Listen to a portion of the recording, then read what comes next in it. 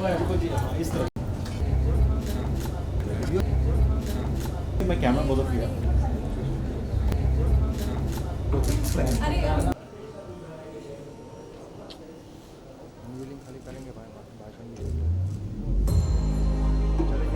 Stage पे आइए, जोरदार तालियां सुरेश जी के लिए प्लीज।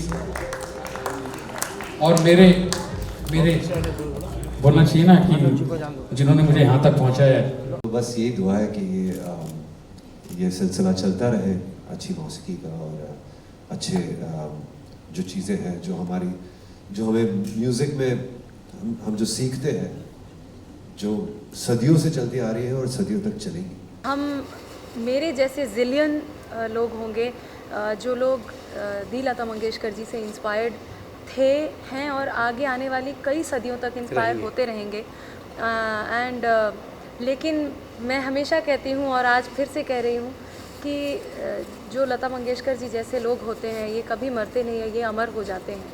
तो वो अपने संगीत के ज़रिए पहले भी हम में ज़िंदा थी, आज भी ज़िंदा हैं और कल भी ज़िंदा रहेंगी। और हमारी इसीलिए ये कोशिश है, इनहेरिटेंस का मतलब ही ये है हमारे लिए कि अगर हमने उस वक्त जब लता जी ने अपनी ज़िंदगी के 80 साल म्यूज़िक को दिए हैं, she was 92 years old and उन्होंने 80 ईयर्स अपने समर्पित किए म्यूज़िक को, अगर हम उनके उस म्यूज़िक को नहीं सुनते तो आज हमें उसकी वैल्यू कैसे होती। This is just we have tried in a different way कि हमारा जो धरोहर है, जो हमारा बेसिक म्यूज़िक है, जो हमारी रूट है म्यूज़िक में, जो इंडियन क्लासिकल म्यूज़िक है, उसको आज नहीं तो कल हमें बाहर से पता चले। I give you a very small example कि दीपक जी जैसे कि विदेशों में बहुत परफॉर्म करते हैं और इंडियन क्लासिकल परफॉर्म करते हैं। हम सब जानते हैं कि हम भी बॉलीवुड में गाते हैं और बहुत सारे लोग भी हैं जो लोग इंडिया और इंडिया के बाहर भी बहुत परफॉर्म करते हैं, but few people who have enhanced Indian classical music in world level. उनमें से एक दीपक जी भी हैं और रविशंकर शुक्ल जी जो कि सितार माइस्ट्रो थे, एंड रविशंकर जी जो हमारे सितार माइस्ट्रो थे, देन जाकिर हुसैन साहब। इन लोगों ने इंडियन क्लासिकल म्यूज़िक को, हरिप्रसाद चौरसिया जी, इन लोगों ने इंडियन क्लासिकल म्यूज़िक को वर्ल्ड लेवल पे इतना सराहना पहुंचाई है।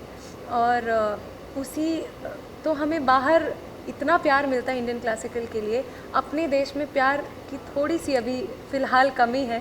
तो हमारी कोशिश ये है कि इंडियन क्लासिकल म्यूज़िक को एक नए लिबास में प्रस्तुत करने की कोशिश कर रहे हैं, so that everybody from this generation and from the next generation, they try to attempt it and they try to retain the roots. अभी इन्होंने कहा बिल्कुल कि जो नेक्स्ट जनरेशन है, तो ये हम सबकी ही ड्यूटी बनती है, कहीं ना कहीं हमारा फ़र्ज़ बनता है कि उन्हें हम रूबरू कराएं अपने कल्चर से, अपने आर्ट से, अपने क्लासिकल म्यूज़िक से। तो ये सोच के साथ ये एल्बम की शुरुआत हुई। और दूसरी चीज़, क्लासिकल म्यूज़िक हम दोनों का पसंदीदा सब्जेक्ट है, तो उससे भी हम बिल्कुल मतलब पीछे नहीं हट सकते। पर बेशक हर किसी की अपनी एक स्पेशलिटी होती है। Everybody who ever has rendered this, उन्होंने अपने हिसाब में बेस्ट उसको रेंडर किया है। और पर मैं इंस्पायर्ड हूँ जगजीत सिंह साहब की रेंडिशन से। तो मेरी कोशिश ये थी कि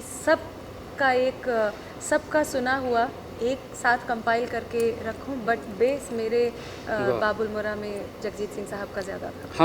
हम दोनों का यही सोच था। At the same time